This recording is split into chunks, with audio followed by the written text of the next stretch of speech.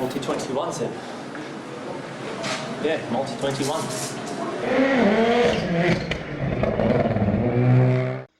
Bonjour, bienvenue à tous sur Multi 21, le podcast toujours non préqualifié, même en rallye. Je suis en compagnie de Louis. Bonjour. Salut Clyde, salut à tous, comment ça va? Très bien, très bien. Alors du coup, on va parler de cette saison de rallye qui avance, qui approche à grands pas, puisque le rallye Monte-Carlo va se dérouler à la fin du week-end du 23 janvier. Donc c'est très très très proche. C'est toujours un rallye tôt dans la saison pour avoir la neige évidemment. Et justement, tant qu'à faire, on peut commencer à parler du calendrier. Alors Louis, qu'est-ce qui bouge pas dans ce calendrier du WRC 2021? Alors ça dépend, il y a beaucoup de choses qui vont bouger par rapport à l'année dernière, mais l'année dernière c'était déjà un calendrier très très remanié, hein. On avait eu que 7 courses, ça s'était terminé au rallye de Monza. Mais en tout cas, il y a énormément de nouveautés quand même dans ce calendrier. Alors premièrement, le rallye de Suède, hein, qui est un incontournable du calendrier, n'aura pas lieu cette année. Il est remplacé par le rallye de Finlande Arctique, qui sera aussi un rallye sur la neige, qui aura lieu aussi fin février. Donc ne vous inquiétez pas, là-dessus, il y a assez peu de changements. Mais par la suite, au mois d'avril, on ira au rallye de Croatie, qui est un nouveau rallye. On ira ensuite au Portugal et en Sardaigne, qui sont des rallyes qu'on connaît bien. Et puis au mois de juin, on ira au Kenya, qui était un rallye qui était déjà prévu l'année dernière, mais qui n'a pas eu lieu. Et donc c'est un rallye que j'ai vraiment hâte de découvrir. On ira ensuite en Estonie et en Finlande, qui sont des terrains assez similaires. Et puis enfin, au mois d'août, on ira au rallye d'Ypres, en Belgique, qui est un tout nouveau rallye pour le championnat du monde, mais qui est un rallye qui est bien connu des amateurs du sport, hein. C'est un très très gros rallye en Belgique. Ensuite, on retrouvera des manches qu'on a l'habitude de voir. On ira au Chili en septembre et en Espagne, en Catalogne bien sûr, en octobre. Et puis on terminera avec le grand retour du rallye du Japon au mois de novembre. Donc un calendrier très intéressant avec des grands noms en termes de rallye. Rallye du Kenya, ça me, pour moi, la grande époque des rallyes des années 70, 80, début des années 90. Oui, exactement. Et puis des images mythiques de ces voitures de rallye avec des guépards, des girafes, etc. C'est vrai que c'était magnifique. Et puis surtout, c'est un rallye que j'attends avec impatience parce que c'est un terrain qu'on ne trouve nulle part ailleurs. On en discutait en off, mais il y a beaucoup de rallyes qui se ressemblent. Le rallye d'Estonie et le rallye de Finlande se ressemblent beaucoup. Le rallye de Chili et le rallye d'Argentine à l'époque se ressemblaient beaucoup aussi. Là, on a vraiment un rallye qui ressemble à aucun autre et j'ai hâte de découvrir ça. Mais tout comme j'ai hâte aussi de découvrir le rallye de Croatie qui aura lieu sur tarmac et qui risque d'être très très intéressant. Ouais, ouais, moi aussi j'ai très hâte. Euh, J'aimerais bien revenir sur ce rallye d'Estonie parce qu'il est assez nouveau finalement. Il a été ajouté en catastrophe l'année dernière. Est-ce que c'est la présence de Tanak qui a permis de pérenniser ce rallye entre guillemets? Ça fait que c'est sa deuxième saison. La présence d'un champion du monde dans un pays est toujours un vecteur pour amener des grands événements dans ce pays-là. En tout cas, on l'a vu quand il y avait Fernando Alonso qui gagnait beaucoup en Formule 1, il y avait deux grands prix en Espagne. Même Mm. chose quand c'était Michael Schumacher, il y avait plusieurs grands prix en Allemagne. Et là, bah, le rallye fait un peu la même chose finalement avec ces deux, enfin avec ce rallye en Estonie. Comme je l'ai dit, en fait, a un parcours qui ressemble beaucoup au rallye de Finlande déjà, ou au rallye de Pologne aussi, qui était un peu dans le même genre qu'on ne verra pas cette année. Mais effectivement, je pense que le fait que Ott Tanak soit champion du monde a beaucoup aidé. Maintenant, le rallye d'Estonie, c'est un qui avait déjà eu lieu plusieurs saisons auparavant, qui n'était pas au championnat du monde, mais qui était un gros rallye qui a amené beaucoup de monde. C'était une sorte de grosse exhibition. Mm. Et ce qui est frappant quand on regarde justement ce calendrier du WRC en le comparant, mettons, à la Formule 1, c'est de voir aussi peu de rallyes. On a 23 courses en Formule 1 cette année, on n'a jamais eu une saison si longue. Au rallye, on tourne en général autour de 13-14. Là, cette année, ça va être 12. Pourquoi un calendrier aussi court finalement? Alors, c'est vrai qu'on a un calendrier, pardon, on a un calendrier qui est beaucoup plus court en rallye qu'en Formule 1. Et alors l'année dernière, c'était même très particulier parce qu'on avait eu que 7 rallyes et c'était un peu court pour un championnat du monde. Je trouve qu'une douzaine de manches, c'est très bien. Et surtout, ça permet d'aller visiter des endroits assez éloignés en réduisant les coûts. Parce que finalement, on parle toujours de réduire les coûts en Formule 1. Mais ce qu'on ne fait jamais, c'est réduire le nombre de courses. On va arriver Non. en Formule 1 à un nombre de courses qui fait que les écuries vont être obligées d'avoir deux équipes de courses, un roulement avec les mécaniciens. Et c'est clairement pas comme ça qu'on va pouvoir réduire les coûts en Formule 1. Mais en tout cas, en rallye, ça permet de contenir un peu les coûts déjà. Et puis, on a déjà dit qu'il y avait des rallyes qui se ressemblaient un peu. Il n'y a pas forcément besoin de faire des doublons. Ce qui est plutôt intéressant, c'est justement d'aller sur des terrains très différents. d'aller dans les montagnes, dans les Alpes au mois de janvier. Alors ça change un peu parce que le rallye de Monte-Carlo va aller de moins en moins dans les Alpes et va rester de plus en plus sur la côte maintenant. Mais en tout cas, ce rallye de Monte-Carlo qui va dans la montagne et qui va dans la neige, un rallye de Finlande qui est complètement enneigé. Par la suite, on va aller sur des pistes de tarmac qui vont être plutôt roulantes dans certains pays, plutôt piégeuses dans d'autres pays. On va avoir des pistes justement de terre qui vont être très roulantes en Finlande par exemple, mais qui vont être beaucoup moins roulantes et plus cassantes par exemple au Chili ou en Sardaigne. Et donc voilà, ce calendrier, je trouve, est très bien construit parce qu'il permet d'explorer tout type de terrain et c'est vraiment un championnat du monde de off-road, de rallye. Ouais, ça a l'air très très intéressant. Il y a le gros défi que les organisateurs de ces rallyes vont devoir gérer, c'est finalement la présence du public. On est encore en période de pandémie. On est sur tous les autres événements sur du huis clos, mais compris en Formule 1, on sera encore sur du huis clos cette saison. Comment est-ce qu'on gère justement ce huis clos? Est-ce que c'est possible sur des spéciales de rallye? Alors, ceux qui sont déjà allés sur les rallyes le savent, normalement, il y a des zones qui sont aménagées pour le public sur les rallyes. Et déjà, en dehors de ces zones, on trouve parfois du public, mais le public n'est pas censé se trouver en dehors des zones prévues à cet effet, simplement parce que ces zones publiques, justement, sont créées pour être des zones en sécurité, pour éviter les accidents, ce genre de choses. En réalité, on sait déjà qu'en temps normal, c'est impossible de garantir que ces zones euh, publiques soient vraiment les seules zones où on trouve des spectateurs. Alors je pense que même en période de Covid, etc., ce sera extrêmement compliqué pour les organisateurs de garantir ce huis clos, même si c'est certain, ils vont supprimer toutes ces zones publiques, il y aura quand même des spectateurs, ça je suis prêt à le parier, il y aura quand même des spectateurs au bord des pistes, mais je sais pas toi, si j'étais pas très loin d'un rallye de championnat du monde, je pense que j'irais quand même, même en période de pandémie. On reste quand même en plein air et je pense que si on reste suffisamment éloignés les uns des autres, ça change pas d'aller se promener et de rester un petit Voilà. peu au bord de la mer ou d'un fleuve. Mais le problème étant évidemment que si on autorise tout le monde à venir, eh ben on risque de se retrouver avec des affluences énormes. Exactement. Bah voilà, c'était un bon petit tour de ce calendrier qui est, ma foi, fort intéressant, très varié, qui va permettre de mettre en évidence les qualités de tous les pilotes, de chacun des pilotes. Et alors, avant de parler justement de ces pilotes, de ces écuries qui vont concourir cette année, n'oubliez pas évidemment, si vous avez aimé cette émission, de lui mettre un petit pouce vers le haut pour nous encourager, de vous abonner à la chaîne. Il y a plein de contenus intéressants qui arrivent régulièrement sur plein de sports automobiles différents. Et si vous voulez être sûr de rien manquer de ce qu'on propose, mettez en place les notifications et n'oubliez pas qu'on a aussi un site internet où chacun de nous développe sa pensée sur tel ou tel sujet qui fait jaser dans le monde du sport automobile.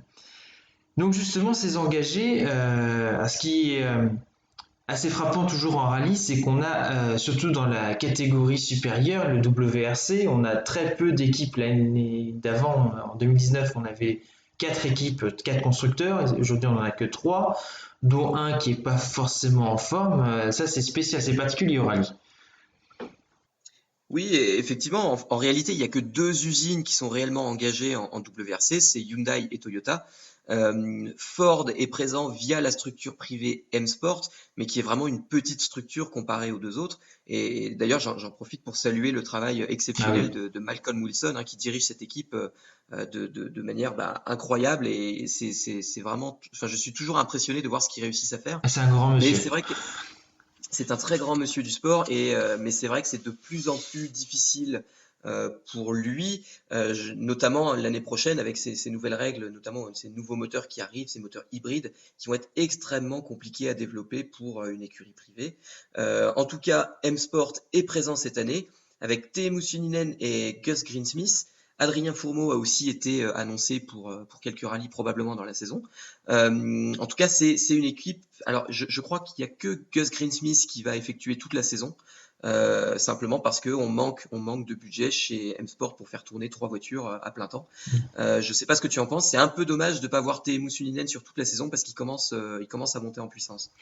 Bah oui, effectivement, M-Sport, ça a toujours été le petit grain de sable dans les constructeurs face à Citroën, par exemple. Ça fait très longtemps que s'est un peu retiré du rallye en laissant M-Sport faire courir ses voitures et C'est tellement incroyable le travail qu'ils font. J'ai été très content en fait qu'Ogier choisisse M-Sport quand Volkswagen s'est retiré parce que avec tout son talent, il a permis quand même à la structure d'avoir deux titres pilotes, euh, ce qui, ce qui est vraiment une récompense pour tout leur travail. Et bah, ils font aussi ils forment beaucoup finalement des pilotes hein, depuis 10 ans. Euthana qui est passé par M-Sport, mais surtout Elvin Evans était chez M-Sport jusqu'à récemment et j'ai l'impression qu'un peu tous les grands futurs noms bah, passent par M-Sport et se forment et ce sera vraiment dommage que le WRC ne crée pas les conditions pour que M-Sport puisse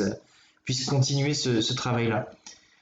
Donc après M-Sport, on passe effectivement aux gros bras, aux grosses usines. Hyundai, alors on parle beaucoup de l'avenir en pointillé de Hyundai, mais apparemment ça devrait quand même se diriger vers un maintien de l'engagement en rallye. Hyundai qui aussi a fait beaucoup parler d'elle, enfin, un des pilotes a fait beaucoup parler de lui en se séparant de son copilote à une semaine du premier rallye. Ça, c'est pas courant. Non, effectivement, c'est pas courant quand on arrive aussi proche du démarrage de la saison. Alors, il semblerait que c'est un désaccord sur les questions financières hein, qui ont eu raison du couple Neuville-Gilles Soul. En tout cas, voilà, Thierry Neuville qui aura un nouveau copilote.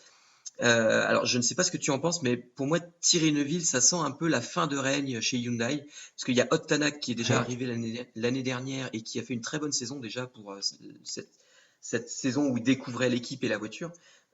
Thierry Neuville dominé par Ott Tanak. En plus de ça, il va devoir changer de copilote. Je ne donne pas cher cette année de la peau de Thierry Neuville. Je ne sais pas ce que tu en penses. Non, effectivement, bah, on se doutait quand même que si Hyundai est allé chercher Euthana qui venait des champions chez Toyota, le mouvement m'avait pas mal surpris. Hein. C'était qu'ils pensaient clairement que Thierry Neuville ne suffisait pas. Et là, Euthana, bon, il a eu un an, 7 rallyes. C'est assez peu 7 rallyes pour s'habituer à une nouvelle structure. Là, c'est la deuxième année. Ça va être quand même autre chose. Et Euthana, il est très fort. Il est très très fort. Donc Thierry Neuville, oui, il va falloir qu'il s'accroche. Je pense que changer de copilote à une semaine du premier rallye, c'était pas forcément l'idée du siècle. Alors je sais pas quels sont ses désaccords financiers, euh, mais ça va être, à mon avis, une saison très très compliquée pour lui. Oui, tout à fait, hein. Alors, il y a deux autres pilotes aussi chez Hyundai. Ouais, Sont Danny Sordo et Craig Breen qui vont se partager la dernière voiture. Euh, alors, c'est la stratégie un peu gagnante, enfin, de Hyundai, qui avait mis cette stratégie en place il y a déjà plusieurs saisons, avec finalement un ou deux pilotes qui font toute la saison, et puis une troisième voiture qui se partage entre plusieurs pilotes, Danny Sordo, Craig Breen, et on avait vu aussi Sébastien Loeb par le ouais. passé. Et finalement, bah, ça a fini par payer, puisque grâce à cette stratégie, on se retrouve avec des pilotes, en tout cas sur cette troisième voiture, qui sont mal placés au championnat du monde des pilotes, puisqu'ils ne participent pas à toutes les manches, et qui du coup bénéficient d'une bonne position de départ sur la piste, ce qui leur permet de gagner du temps les premiers jours de course et donc de réaliser de bons résultats. Donc visiblement, ça fonctionne bien. En plus, il y a deux très bons pilotes, hein, Sordo et Brins Mhm. sont deux très bons pilotes. Ça fonctionne très bien pour eux. Et il y a aussi un petit nouveau, alors Pierre-Louis Loubet, on l'a déjà vu l'année dernière. Il a cassé pas mal de voitures avec Hyundai, mais on lui souhaite de continuer son apprentissage et en tout cas de faire de bons résultats. Et de casser de moins en moins de voitures. Mais de toute façon, comme tu disais en off, hein, il faut casser des Exactement. voitures pour progresser en rallye. Mais un peu partout.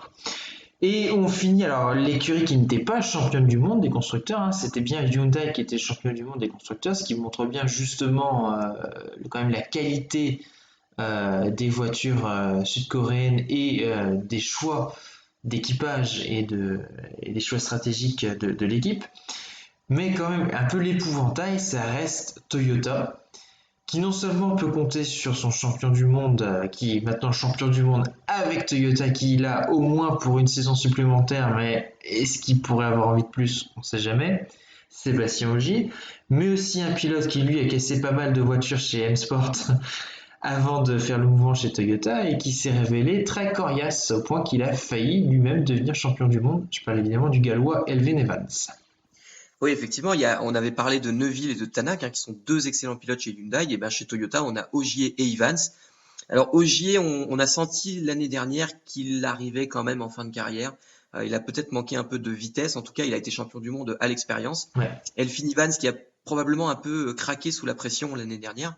Je pense qu'il ne fera pas deux fois de suite la même erreur, Elfyn Evans, et ce sera un candidat sérieux au titre. Ah ouais, carrément. Il m'a vraiment impressionné cette année où il est vraiment, enfin, gagné en maturité. Il a gagné en maturité, en vitesse. Et son erreur en toute fin, enfin, les conditions à Monza étaient tellement dantesques que je pense pas qu'il puisse vraiment s'en vouloir. Et ce que j'ai Non, non, beaucoup ouais. aimé chez lui, c'est que justement, au lieu de s'apitoyer sur son sort à côté de sa voiture et de plus s'occuper de ce qui se passait, bah non, il est sorti, il est allé prévenir Ogier du danger. Et ça, j'ai trouvé ça très très sport. C'était très très sport et c'était un beau jeu d'équipe aussi, hein, puisque Ouais, Ogier était son équipier. Et faut pas oublier que ces pilotes professionnels sont quand même des employés de ces équipes et qui si. doivent aussi se mettre au service de l'équipe quand c'est nécessaire. C'est sûr que c'est pas forcément évident de mettre son ego de côté, mais en tout cas, ouais, effectivement, un chapeau à Elfyn Evans. Alors, il y avait deux autres pilotes aussi chez Toyota dont j'aimerais parler rapidement, c'est Takamoto Katsuta et Kalle Rovanperä. Alors Rovanperä, c'est un tout jeune pilote encore, hein, il est encore très jeune, je ne sais même pas quel âge il a, je vérifie ça Je tout vais de te dire suite. ça. Il a 20 ans Ah exactement, ouais. il vient d'avoir 20 ans, donc il est encore tout jeune et pourtant on a l'impression qu'il est dans le monde du rallye depuis des années et des années, et Ouais. c'est le cas. Mais c'est un pilote qui voilà, a commencé à faire de très gros résultats l'année dernière avec Toyota et qu'on reverra sans aucun doute à l'avenir se battre pour les victoires. Et puis un pilote japonais. Alors Clément sait que j'aime les pilotes japonais aussi. C'est vrai que les Japonais sont souvent très très passionnés de sport auto, mais sur leur île un peu isolée d'un point de vue géographique, ils ont leur championnat dans leur coin. Et puis souvent, de temps en temps, on a un Japonais qui arrive, soutenu par un constructeur japonais, et qui performe bien. Et bien ce Japonais, c'est Takamoto Katsuta, qui a eu des bons résultats. Malheureusement, il a cassé pas mal de voitures aussi, mais on lui souhaite de continuer aussi son apprentissage et de faire de très bons résultats par la suite.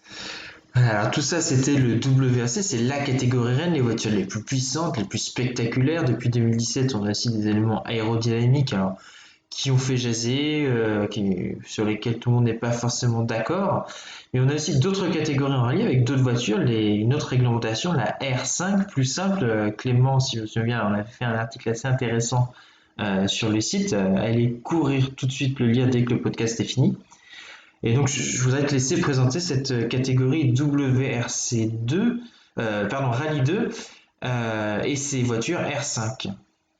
Ah oui, alors ces voitures R5 qui sont un peu moins puissantes que les WRC, mais qui disposent quand même de tout un tas de raffinements qu'on attend d'une voiture de course, en tout cas d'une voiture de rallye, les quatre roues motrices, une boîte séquentielle, etc., etc. Sont de très très bonnes voitures, mais moins performantes que les WRC. Alors ce qui est intéressant de noter, c'est que le championnat WRC2 et le championnat WRC3 utilisent les mêmes voitures. La seule chose qui change en WRC2, c'est que ce sont des teams constructeurs, des teams usines en fait, alors que les pilotes privés vont rouler en WRC3. C'était une volonté en réalité des usines de courir dans un championnat séparé parce que on voyait souvent des pilotes privés à voiture égale aller battre les pilotes d'usine et les usines avaient un peu de mal à accepter ça. Et donc voilà, elles ont beaucoup poussé pour avoir un championnat séparé. C'est pourtant l'essence du rallye. Mais ce qu'on remarque aussi dans cette catégorie Rallye 2, c'est qu'il y a quand même plus de constructeurs. Il y a Citroën qui a quitté le WRC en catastrophe fin 2019. On a Skoda qui est là depuis pas mal de temps, hein. Finalement, on les voit depuis longtemps, ces Skoda-là. Et Volkswagen qui engage une voiture en WRC2 aussi. Oui, alors c'est via le team Movisport. Alors c'est nouveau, j'avais jamais vu de Volkswagen encore en WRC2, c'est une nouveauté. Mais en réalité, voilà, tous les gros teams, en tout cas, peuvent tenter de rouler en WRC2 avec les dernières Evo, avec ce genre de choses.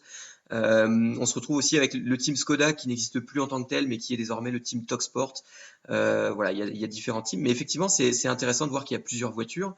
Et puis c'est aussi intéressant de retrouver des pilotes qu'on connaît bien, notamment Eric Camilli qui va Mhm. rouler pour Citroën, Adrien Fourmeau dont on a déjà parlé mais qui va rouler aussi en WRC2 pour Ford, Oliver Solberg qui est le fils de Peter Solberg et qui suit un peu les traces de Kalle Rovanperä. Il est très jeune aussi, Oliver Solberg, et je ne doute pas un seul instant qu'on le verra très bientôt en WRC. Et puis aussi Andreas Mikkelsen, hein, on se souvient de lui notamment chez Oui. Volkswagen et chez Hyundai, qui pilotera donc une Skoda au moins au Monte Carlo. Et puis donc tu parlais de Volkswagen, et ben on retrouvera Nikolai Gryadzin, qui est un pilote russe qu'on a aussi pas mal vu en WRC2. Voilà, donc une belle catégorie WRC2 et aussi à noter une très belle catégorie WRC3. On n'a pas encore les engagés pour la saison, mais en tout cas, on sait à l'avance qu'il y aura toujours de très très bons pilotes présents en WRC3, quels que soient les rallyes. De quoi casser pas mal de voitures pour se faire repérer par la grande catégorie. Exactement. Alors on a un gros changement quand même dans la saison, enfin quatre gros changements qui s'appellent Pirelli 1, Pirelli 2, Pirelli 3, Pirelli 4, avant, arrière. Avant c'était Michelin qui fournissait les pneus, maintenant c'est Pirelli. Pirelli continue d'étendre son influence sur le sport automobile. Oui, effectivement, mais jusqu'ici, il y avait quand même de la compétition. On se souvient qu'il y avait aussi des pneus d'IMAC Oui. qui roulaient, notamment avec une voiture engagée par Ford pour Tanak.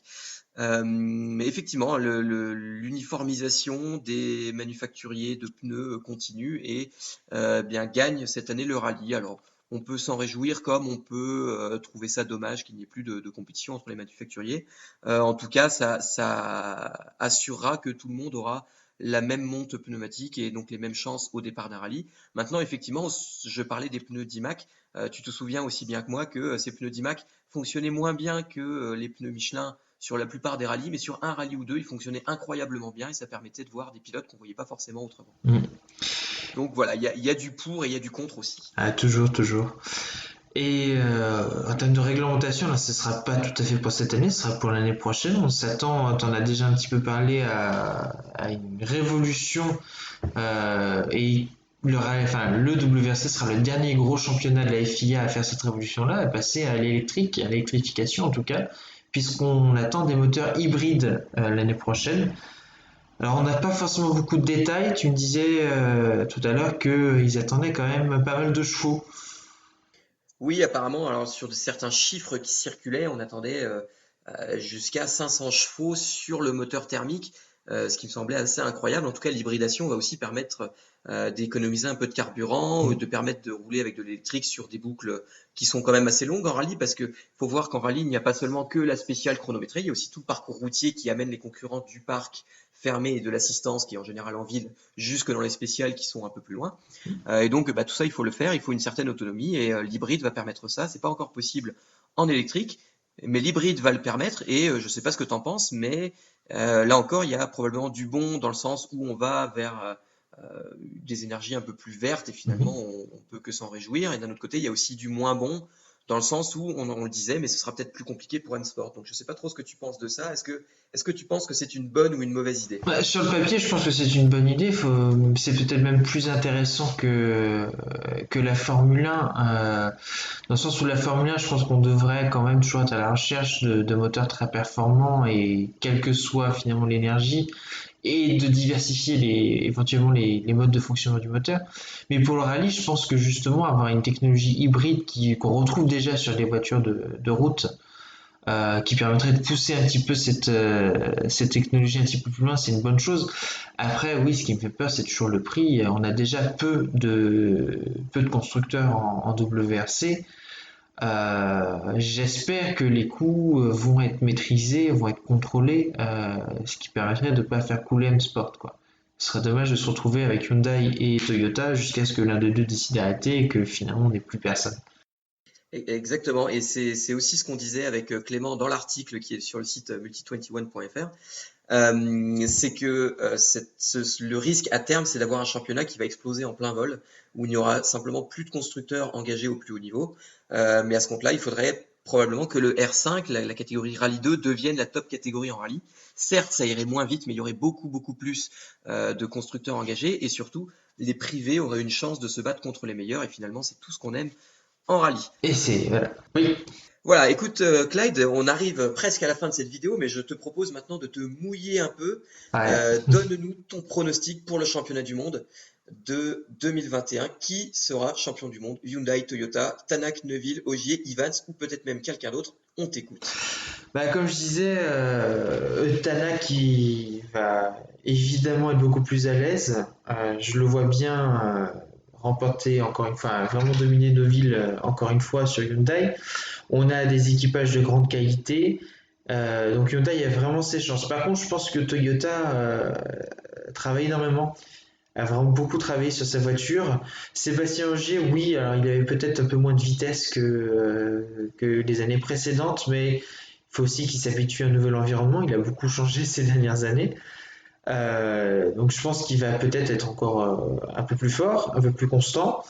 Euh, mais j'ai envie de mettre ma pièce sur Elvin Evans pour l'année de la confirmation et de la consécration sur Toyota.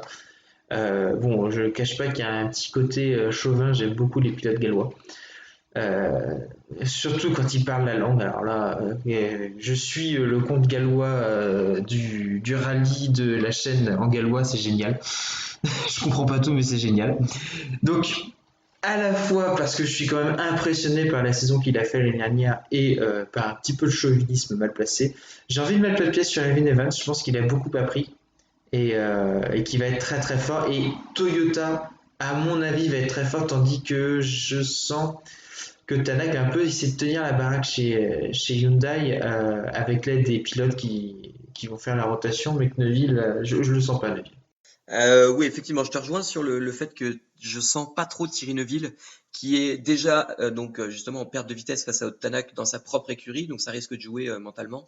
Et puis aussi ce changement de copilote juste avant le début de la saison, qui est jamais de très bon augure. Donc je te rejoins de ce point de vue-là. Je te rejoins aussi sur le fait que Elfyn Evans sera très très fort cette année. Mais moi, je continue de croire en mon chouchou Ott Tanak, et donc je vais miser sur une victoire au championnat du monde de Ott Tanak. En revanche, j'ai aussi envie de placer un pari un peu différent. C'est une grosse cote, je pense, mais je pense que on verra ça. Je suis certain que Tanak, Neuville, Ogier et Evans remporteront au moins un rallye chacun. Ah oui, alors ça me paraît, ça me paraît cousu de fil blanc. Voilà, mais c'est vrai que on a, quoi qu'il arrive, beaucoup de chance d'avoir quatre pilotes à ce niveau-là, Ouais, tous capables de se battre pour le titre. Et s'il y a une certitude, c'est que cette saison sera de nouveau absolument passionnante. ouais, ça c'est sûr. Bah, en tout cas, merci à vous, à toi de nous avoir éclairé sur cette nouvelle saison de rallye. Merci à vous de nous avoir écoutés jusqu'au bout. On se retrouve très bientôt pour de nouvelles vidéos. On a des saisons passionnantes qui arrivent en WEC, en Formule 1, en IndyCar, dans tous les sports automobiles possibles et inimaginables. Et on vous retrouvera avec grand plaisir. Salut à tous!